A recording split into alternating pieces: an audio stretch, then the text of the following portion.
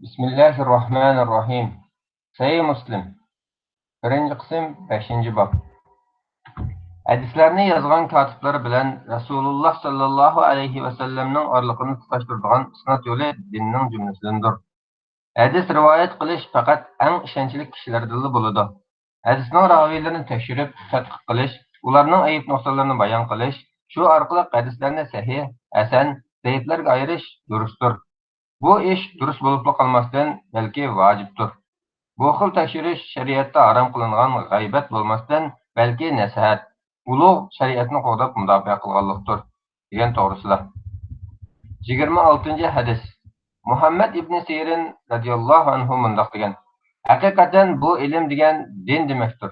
Shuning uchun sizlar dininglarni kimdan olganliklaringlarga qarab boqinglar. Ya'ni tavhid, aqida, hadis, tafsir, fiqh ilmlarini taqvodor, eng ishonchli dindor kishilardan ilinglar. 27 hadis. Muhammad ibn Sirin radhiyallohu anhu mundoq degan: Ular dastlabda hadisning isnodini, ya'ni kimlarning kelgan manba yo'lini to'g'risida so'ramaydi.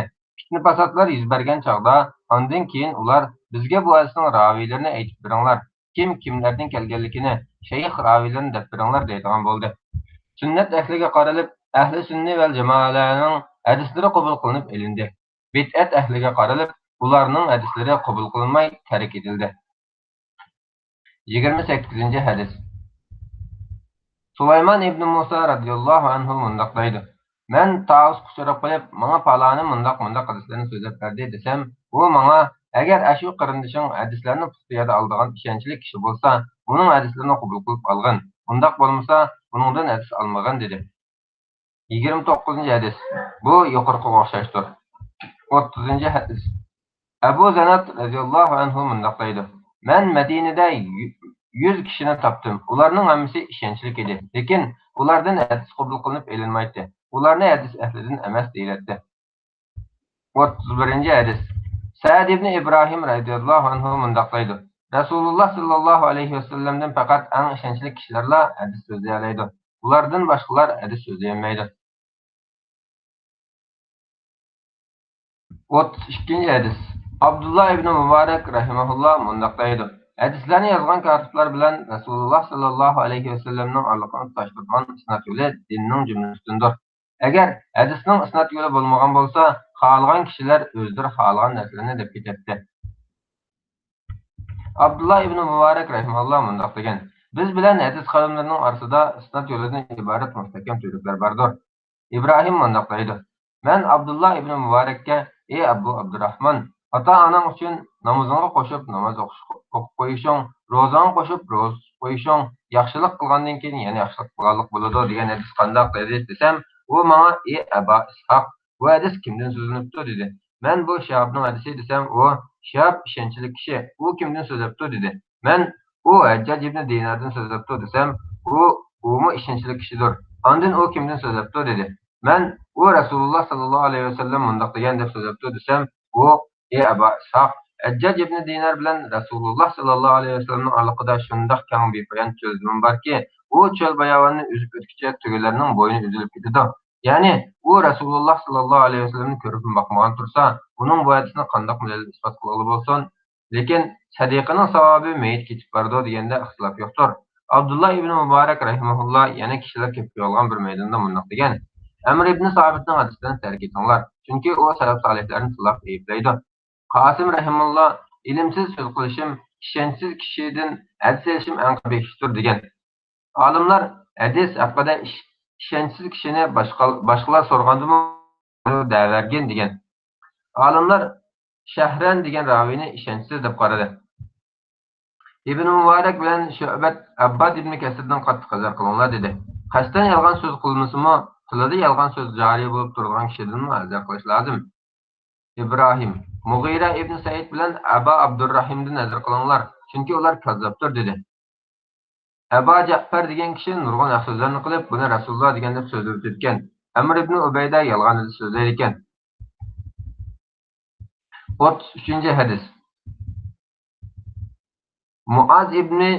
Muaz rahimahulloh mundoq deydi: Men Avf ibn Jamilaga haqiqatan Amr ibn Ubayda bizga Hasan Basriydan Rasululloh sallallohu alayhi vasallamning kim bizga qarshi qurol ko'tarsa, u bizning jumlamizdan emas degan hadisini so'zlab berdi desam, u menga Alloh bilan qasamki, amri yolg'on so'zlabdi. Lekin u bu hadisni va mushu isnodni nejis so'zga qo'shib olishni iroda qildi dedi. 34-hadis. Hammad ibn Zayd rahimahulloh mundoq deydi. Bir kishi ilm elishda doim Ayyub rahimahullohni da'dan tutib, undan hadis anglaydi. Bir kuni Ayyub u kishini yo'qotib qo'yib, uni surishti qildi. Ular ey Bakrning dadasi, u kishi Amr ibn Ubaydaga amroh bo'ladi ekan dedi. Bir kuni men Ayyub bilan birga ataganda bozorga borgan edim. Uningga iliq kishi uchrashdi. Ayyub uning salom qilib ahvol so'radi. Ondan u kishiga "Menga sening Amr degan kishiga amroh bo'lib, uningdan ilm elishing yetib qoldi. Bu rostmi?" dedi. U kishi ey Abu Bakrning dadasi, "Ha, rost. U bizga ajoyib g'aroyib narsani so'zlab berdi" dedi. Ayyub uningga "Biz dal shu ajoyib g'aroyiblardan qo'rqamiz va undan nafratlanib qochamiz" dedi. 35-hadis. Hammad ibn Zayd rahimahulloh mundoq deydi. Ayyub rahimahullohga Amr ibn Ubayda bizga Hasan Basriyning xurmo uzumchilangan ichimlikda mast bo'lgan kishi qamchilanmaydi deganligini rivoyat qildi deyilsa, Ayyub Amr yolg'on so'zlabdi. Men Hasan Basriyning xurmo uzumchilangan ichimlikda mast bo'lgan kishimi qamchilandi deganligini anglagan edim dedi. 36-hadis. Salam ibn Abu Muti rahimahulloh mundoq deydi. Mening Amrning qashiq bardorligim Ayyubga yetibdi. U bir kuni qashimga kelib, "Qani deb baqqina, sen dinga ishonch qila olmaydigan kishining hadislariga qanday ishonch qila olaysan? Uning diniga ishonch qila olmaysan, hadisga qanday ishonch qilasan?" dedi. 37-hadis. Abu Musa rahimahulloh mundoq deydi. Amr ibn Ubayda paydo qilgan bid'atlaridan, yolg'onlaridan burun bizga hadis so'zlab beradi. Yoki u o'ziga hadis so'zlashdan burun bizga hadis so'zlaydi. 38-hadis. Ubaydullohning dadasi rahimahulloh mundoq deydi. Men Shu'batga Vasitning qozisi Abu Shayba to'g'risidan so'rab xat yozsam, u menga "Sen uningdan hech narsa yozmagan" deb xat aytibdi va u mening xatimni yirtib o'tibdi yoki uningdan yozgan narsalarni yirtib o'tibdi. 39-hadis. Abbon rahimahulloh mundoq deydi. Men Hammadga Salihul Muriyning Sabitdan so'zlagan bir hadisni so'zlasam, u menga "U kazzobdir" dedi. Ondan men yana Umamga Salihul Muriyning bir hadisini so'zlasam, u menga "U kazzobdir" dedi. 40-hadis. Abu Davud rahimahulloh mundoq deydi. Shu'ba rahimahulloh menga "Men Jarirning qashig'i berib, uningga sening Hasan ibn Umaradan hadis rivoyat qilishing halol emas, chunki u yolg'on so'zlaydi" degan dedi. Men Shu'baga "Nima uchun shunday deyman" desam, u menga Hasan ibn Umara menga hakamdan nurg'un narsalarni hadis qilib so'zlab berdi. Lekin men u hadislarning aslini topa olmadim dedi. Men uningga qaysi narsani so'zlab bersam, uning aslini topa olmadim desam, u "Men hakamning o'zidan Rasululloh sallallohu alayhi vasallam Uhud kuni o'ldirilgan shehidlar janozamni o'qiymi deb so'rasam, u yo'q o'qimagan dedi. Ondan Hasan ibn Umara hakamdan, Miqsamdan, Ibn Abbosdan Rasululloh sallallohu alayhi vasallam Uhud kuni o'ldirilgan shehidlar janozamni o'qib dafn qilgan dedi. Men hakamning o'zidan zinodan bo'lgan bolalarga nima deysan? Ularga namoz tushiriladi deb so'rasam, u namoz tushiriladi dedi. Men bu hadis kimdan rivoyat qilingan desam, u Hasan Basriydan dedi. Hasan ibn Umara bo'lsa bu hadisni hakamdan, Yahyodan, Alidan deb yolg'on so'zladi dedi. 41-hadis. Hasanul Ulvani rahimahulloh mundoq deydi. Yazid ibn Harun Zayyadni tilg'alib, men uningdan hech narsa rivoyat qilmaslik qasam qildim. Shundaqla Xolid ibn Mahjuddinmi bir narsa rivoyat qilmayman dedi. Keyin men Zayyadga uchrashib, uningdan bir hadis to'g'risini so'rasam, u menga hadisni Bakrdan so'zlab berdi. Ondan yana qayta so'rsam, Muvarraqdan so'zlab berdi. Ondan yana qayta so'rsam, shu hadisning o'zini Hasandan so'zlab berdi. Ya'ni isnodini yo'tkaverdi. Her ikkilisini, ya'ni Zayyad bilan Hasan ibn Umarani yolg'onchi deydi. Men Abdusamadning oldida Zayyadni tilolsam, u uni yolg'onchiga nisbat berdi. 42-hadis. Mahmud ibn G'aylan rahimahulloh mundoq deydi. Men Abu Davudga "Sen Abbad ibn Mansurdan bek ko'p rivoyat qildi ekansan. Sen uningdan bizga Nazr ibn Shumayl rivoyat qilib bergan Attarning hadisini anglamaganmi" desam, u menga jim to'g'an. Men Zayyad bilan Abdurrahmonga urushib qolib, biz uningdan "Sen Anasdan rivoyat qilgan bu hadislar qanday hadis" deb so'rasak, u "Qani deb bakinglar. Bir kishi gunoh qilib, ondan tavba qilsa, Alloh uning tavbasini qabul qilmamdi" dedi. Biz albatta qabul qildi desak, u "Men Anasdan ozmi va ko'pmi hadis anglab bakmadim. Kishilarga bilmasin. Sizlarmi endi mening Anasga uchrashmaganligimni bilmamsizlar" dedi.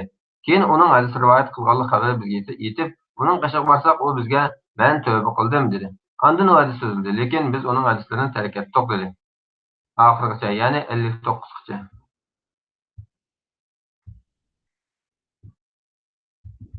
İmam Muslim rahimehullah mundaq deydi. Biz yuqorida deb o'tgan ilm ahllarining hadis raviylarining ayblanganliklari haqidagi so'zlarining va ularning ayb nuqsonlarini xabar qilganlarning o'xshashlari intayin ko'pdir.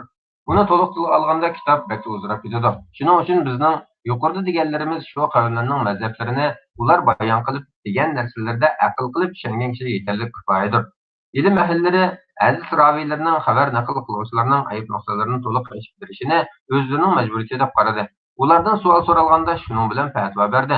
Ya'ni ularning ayb nuqson illatlarini eshitib tashlash g'aybat bo'lmasdan balki vojibdir dedi. Chunki qattiq zaif, munkar, yolg'on hadislarni so'zlab o'tishda cho'ng xatar bordir. Buning xatarlik tarafi shuki, din ishidan xabar qilish halol yoki haromni, amr buyruq yoki nahiy cheklashni, qiziqtirish yoki qo'rqitishlarni keltirib chiqaradi. Hadis raviysi samimiy sodiq bo'lmasa, rasulullohning omonatning ahli bo'lmasa, ishonchlik taqvodor bo'lmasa, ondan uning ahvolini to'liq biladigan kishi, uning ahvollarini rostchil emasligini bilmaydigan boshqa kishilar deb bermasdilla uning hadis rivoyat qilib ketsa, bundoq kishi shu xilqi bilan gunohkor bo'ladi. Musulmon ommasiga xiyonat qilgan bo'ladi. Chunki shu ishonchsiz xabarlarni anglagan kishiga uning xabarlarini yoki ba'zisini iste'mol qilishda ishongili bo'lmaydi. Uning xabarlari yoki xabarlarning ko'pinchasi yolg'on bo'lishi yoki asli yo'q bo'lishi mumkin. Sahih xabarlarni kishini qanoatlantiradigan ishonchli kishilardan rivoyat qilish, kishini qanoatlantirmaydigan ishonchsiz kishilardan rivoyat qilish nisbatan bakmi zarurdir. Biz yuqorida sifatlab o'tgan zaif hadislarni, noma'lum isnodlarni uning zaifligini bilib turib, yana ko'p so'zlaydigan kishilar hadisni rivoyat qilib olishni, qatoriga o'tib olishni, muhaddis martabasiga yetib olishni, avom xalqning nazarida ko'p hadis rivoyat qila oladi ekan, faloni nima degan ko'p hadis to'plagan, u nurg'un hadis kitobini tuzudimi deb ketishlarini, yuz obro'y, inovat, mansab, martaba, mol dunyoni maqsad qilganlardir. Alloh bizlarni shundoq bo'lib qolishdan saqlasin. Amin. Bundaq mazhabda yo'l tutmangan kishining yaxshilikdan, ilmdan qanchalik nasibasi yo'qdir. Uni olim degandan ko'ra jahil degan ming a'lodir. Zamonimizning hadis olimlari hadis isnodining sahih va zaiflar haqida ko'p so'zlagan bo'lib, biz uni tilga olmadik. Bu to'g'risidagi ilm yuqorida o'tdi.